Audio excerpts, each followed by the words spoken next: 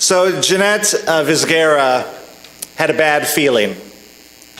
The 45-year-old mother of four was scheduled for meeting the next day with Immigration and Enforcement Services. And it was not her first such meeting. A Mexican immigrant, she and her husband had crossed into the U.S. in 1997, where for 20 years they had lived here, started a business, paid taxes, raised their children, and become leaders in their community working to help other immigrants. But Jeanette was not in the country legally. And in 2007, she was arrested during a traffic stop for using a fictitious social security number, which is a misdemeanor. Jeanette sought and was granted a stay of deportation several times while she applied for a visa. The Obama administration had focused its deportation efforts on those people deemed an imminent danger to the community, and Jeanette was not a danger to her community, quite the opposite. And deportation would mean either separating Jeanette from her four children, three of whom were American citizens, or relocating those children to Mexico, a land that they had never known. And so since the harm of deporting Jeanette so clearly outweighed any conceivable public good, Jeanette was allowed to remain in the country. But the new Trump administration has signaled different priorities, and President Trump's executive order on immigration has cast the net of deportation much, much wider. Immigrants with any kind of offense, or immigrants who are even suspected of an offense, are now priority candidates for immediate deportation. And the week before, a woman with circumstances very similar to Jeanette's had gone to a very similar kind of meeting, what she thought was a routine meeting. Guadalupe Garcia de Reos had crossed the border at age 14 with her parents. She had lived in and worked in the U.S. for 20 years. She was the mother of two children, and she was arrested on the spot, separated from her family, and deported. So, with this in mind, Jeanette made a decision. She sent a legal representative to the meeting with Immigration and Enforcement, and she and her children instead went to the First Unitarian Society of Denver, Unitarian Universalist Church, where the church granted them sanctuary. And as Jeanette feared her stay of deportation was denied, had she gone to the meeting, she would have been detained on the spot, separated from her children, and removed from the country. Instead, she and her children are now today living in that Unitarian Universalist Church, while she petitions for relief from the order and asks to be granted a visa. And the church body has voted overwhelmingly in support of this action to provide Jeanette with sanctuary. And not surprisingly, the church has received a good deal of criticism for its actions. President Trump's policies on immigration are currently supported by a majority of the public. It's a slight majority, but a majority. And some of the criticism as expressed in the public comments, you know how they say never read the comments? Some of the criticism of the church as expressed in the public comments is marked by strong dehumanizing and frankly racist language. This successful business owner, mother of four, and community leader is called a parasite. She is called a breeder of children. But other people wonder, how can a church condone someone being here illegally? Why did she not just follow the process and get in line like everybody else? So in a commentary piece for CNBC, a formerly undocumented immigrant named Julissa Arce says if there's one myth she would like to dispel about immigration in America, it is the myth of the line. The mythical line that all of the immigrants just get into and step into, and it like leads you flowing like a river into America. Why don't undocumented immigrants just get in line? And the short answer, she writes, is that the line is a myth, a phrase used to deflect the need for immigration reform in this country. Ms. Arce became an undocumented immigrant at age 14 when she overstayed a guest visa. She graduated with honors from the University of Texas. She became a vice president at Goldman Sachs. And the only thing that allowed her to transition to becoming a legal resident of the U.S. Was that she married an American citizen. And only then that helped her out because of a loophole. Because generally speaking, the only way to become a U.S. citizen or a permanent resident of the United States is to be married to or the immediate relative of a U.S. citizen, to be a highly skilled and desirable worker of a certain few defined types, to be a very rich investor who is expected to create jobs, or to be a refugee or an asylum seeker. Those are the ways that you can become a permanent resident of the U.S. Spaces are very limited and waits can be very long, up to 20 years or more. Temporary visas are granted in a restricted fashion to fill certain seasonal jobs or other needs. It helps to be a, quote, fashion model of distinguished merit and ability. That is true and not something I made up. We are very welcoming to fashion models of distinguished merit and ability. And if you overstay your visa or take a job other than one specified, you are now here illegally. And once you are in the U.S. illegally, there are no viable paths to becoming a permanent legal resident. If you marry a U.S. citizen, you would ordinarily qualify for a green card as the partner of a U.S. citizen. But since you are here illegally, you first have to leave the country, depending on your status, for 3 years or as long as 10 years, and then you might be allowed back in. So most people are not in a position to leave the country for 10 years and then be reunited with their children and their family. You can apply for asylum if that applies to you. It doesn't to most people. If you are arrested, you can apply for a waiver of removal if you can show you've been in the U.S. for 10 years or longer, you have excellent moral character, you have not committed any crimes of a certain type, and if you can show it would be a significant harm for your spouse and children for you to be removed.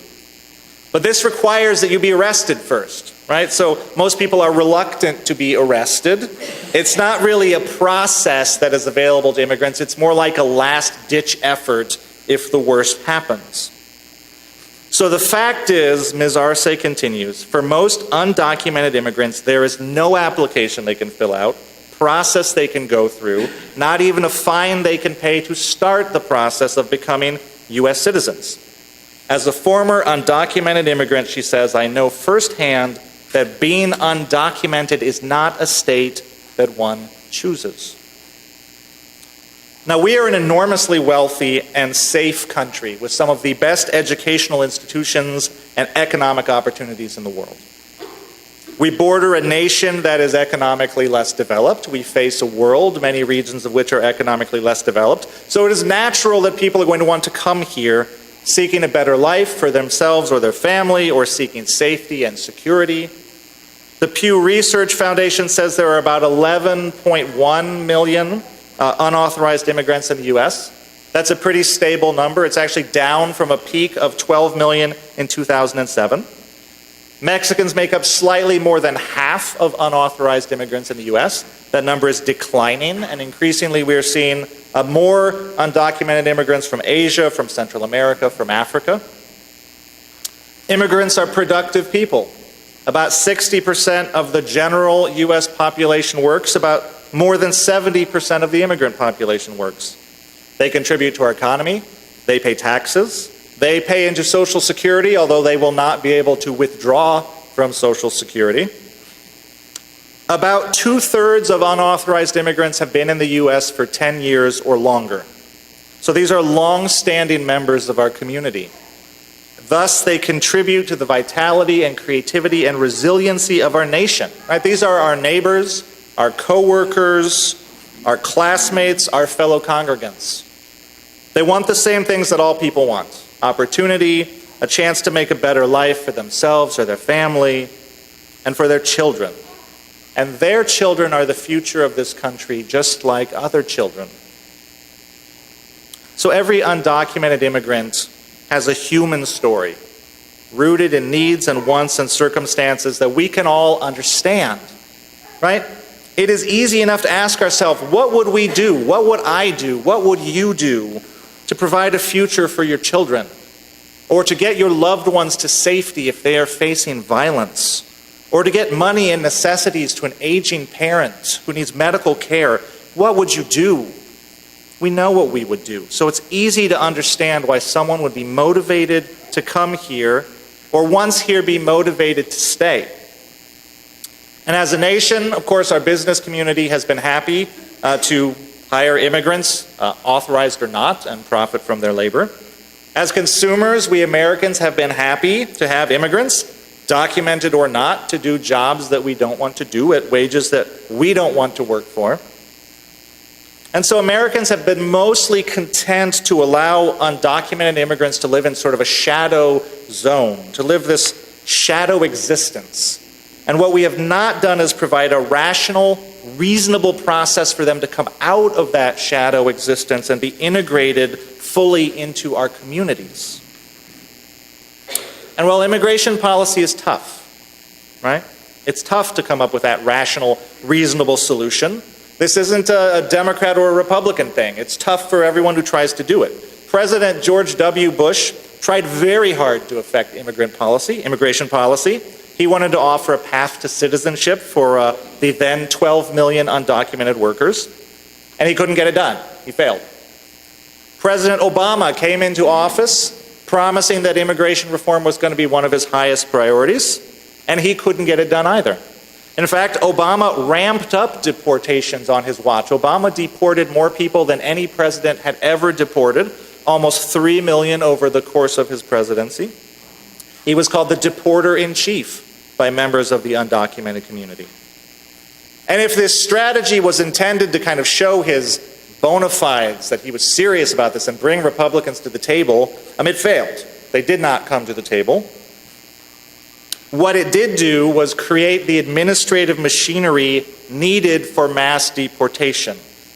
Okay? Intentional or not, President Obama created the machinery that is needed for mass deportation, and that machinery is now in the hands of President Trump.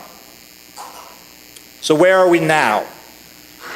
Well, out of all of the possible approaches to common sense immigration reform, about which people of goodwill and intelligence can have many reasonable disagreements, a sizable portion of our nation has rallied behind the most brutal, unreasonable, inhumane, and self-destructive policy imaginable, which is to demonize 11 million members of our own communities and then demand that they be rounded up and kicked out of the country. And then we're going to build a giant wall across the southern border as if to say, and stay out. Now, President Trump would say that this is needed to stop the American carnage he famously alluded to in his inaugural address.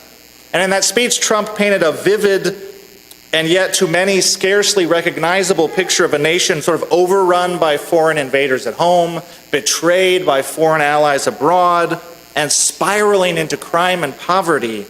And the solution is to put America first, and in Trump's rhetoric, if not in reality, undocumented immigrants are not part of that America. And so the tactics of demonizing and scapegoating with a sort of thinly veiled racial appeal have been a staple of his political career from the very beginning. All right, remember, the opening salvo of his campaign was to say out loud, on purpose, to a camera, that Mexican immigrants are murderers and rapists, allowing that some of them, he assumes, are good people. Right? That was where we started from. And then at his campaign rallies and at the Republican National Convention, he would bring on stage families of people who had loved ones murdered by immigrants. He did this at every rally. They did this at the RNC.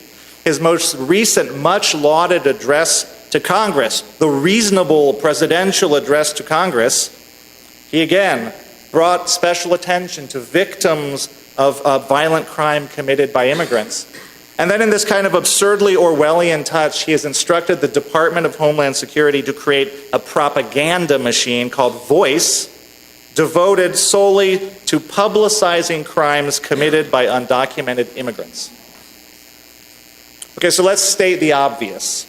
Any large group of people is going to contain some people who are going to commit crimes. But actually, the evidence suggests that undocumented immigrants as a group commit less crime than the general body of Americans, less crime. And increased immigration is associated with falling rates of crime, not rising crime rates. But obviously, if you selectively publish the crimes committed by just one group of people, the result is going to be to sharply increase public prejudice against that people. And you create an impression that they are uniquely criminal and dangerous. And this is how you whip up hate. And this is how you create a climate in which mass deportation, this policy of round them all up and kick them all out, becomes possible to a nation. Okay, so it is appallingly irresponsible behavior coming from an American president. And the human tragedy of mass deportation would be immense. The economic consequences would be severe. The moral stain on our national conscience and the collective trauma to families and communities would last for generations. In practice, though, it would be really, really hard to carry out. That's the other thing. Deporting 11 million people is an impossible task to ask. Trump's base of supporters remain committed to that goal. Trump himself kind of vacillates in his speeches whether he is committed to total deportation or just deporting what he calls the bad ones. But the impact of his first executive order has been to dramatically widen the scope of people prioritized for immediate deportation. Again, anyone convicted of any offense, no matter how minor, or anyone suspected of an offense. And again, what are we talking about? We're talking about breaking up families. We're talking about removing productive, long-standing members from our communities, separating parents from their children for misdemeanors. Right? This policy alone has been harmful enough. We don't know yet what his ultimate policy is going to be. And the result of all this has been to create tremendous fear and uncertainty in immigrant communities. Many undocumented immigrants are afraid to leave their homes. They're afraid to go to work. They're afraid to pick their kids up from school. They're afraid if they run to the store for a loaf of bread, their children may never see them again.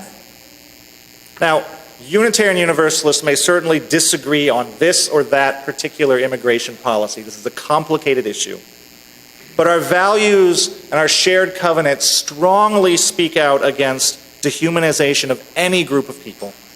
And they speak out against policies that are inhumane and cruel and that harm families and that spread fear and paralysis in communities. And so, UU churches have begun to step forward as participants and even leaders in a new movement to push for sane, humane immigration policy and to resist the specter of mass deportation. And if need be, to provide sanctuary in the meantime, like the First UU Church of Denver. Now, the idea of churches as sanctuary goes back at least to the Middle Ages. But in modern times, the movement resurfaced in the 80s and 90s when certain churches began offering sanctuary to refugees who were fleeing violence in Central America and Latin America.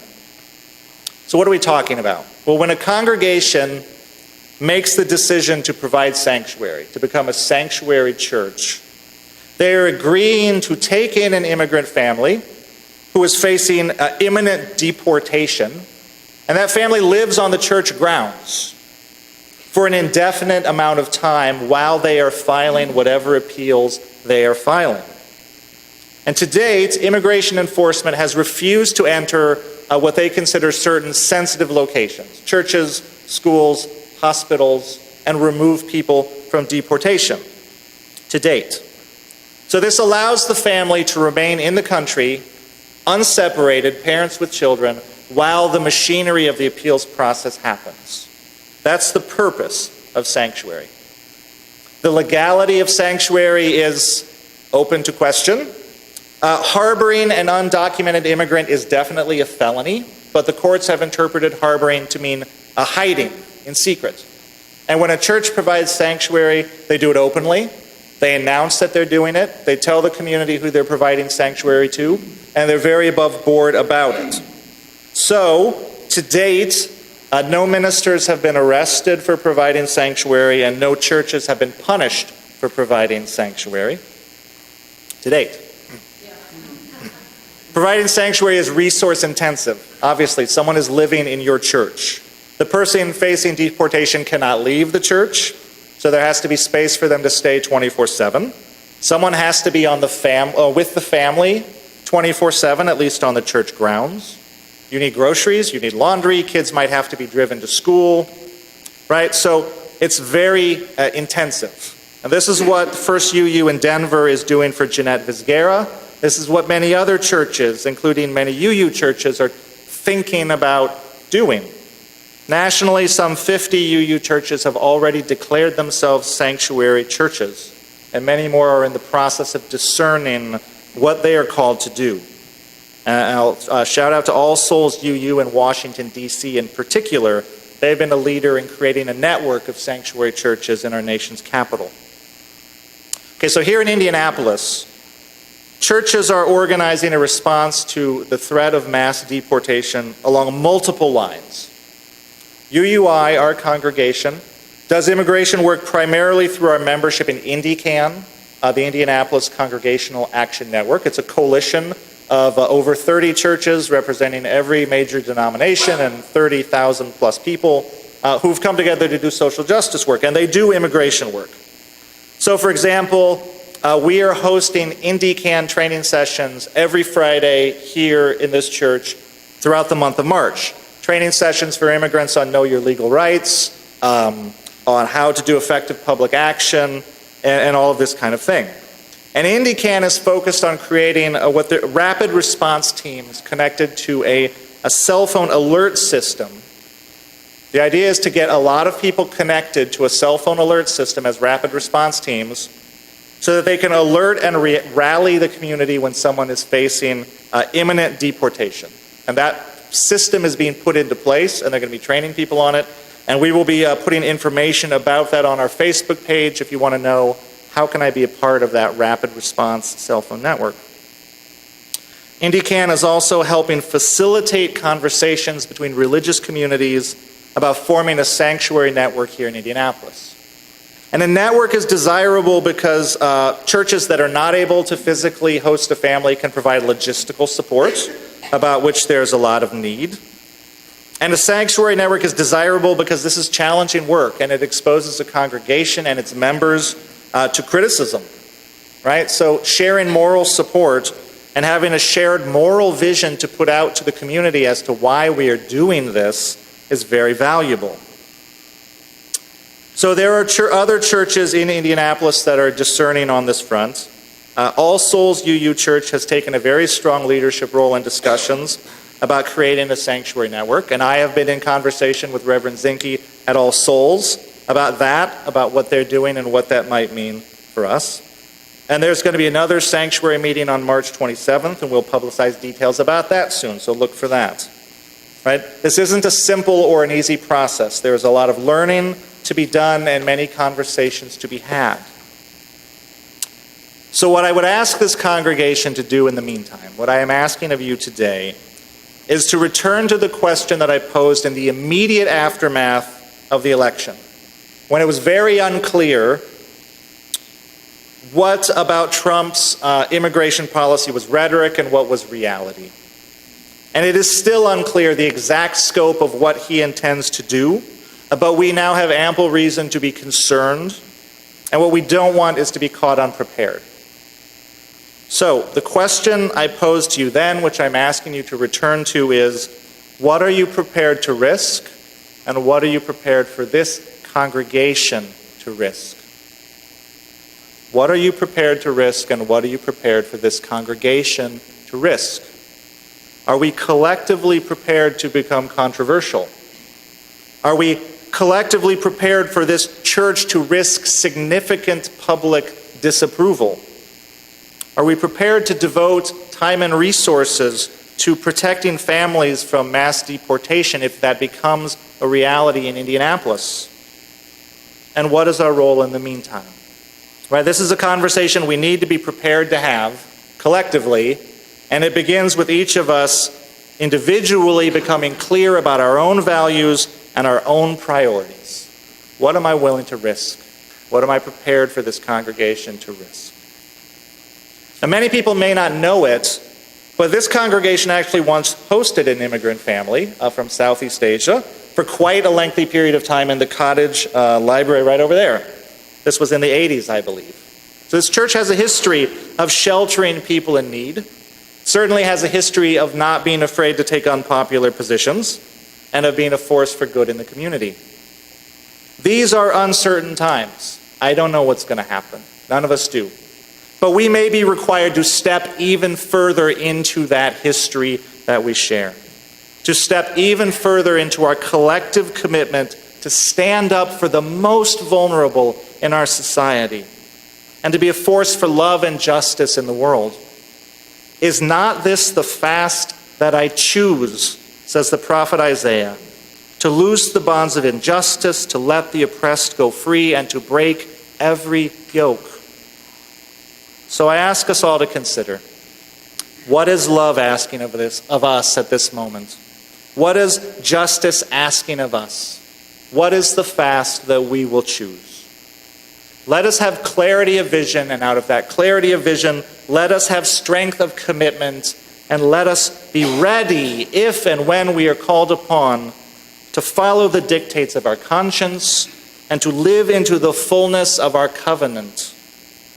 In one way or another, we may be called upon like never before to be a sanctuary for our neighbor in their time of greatest need. Let us be ready.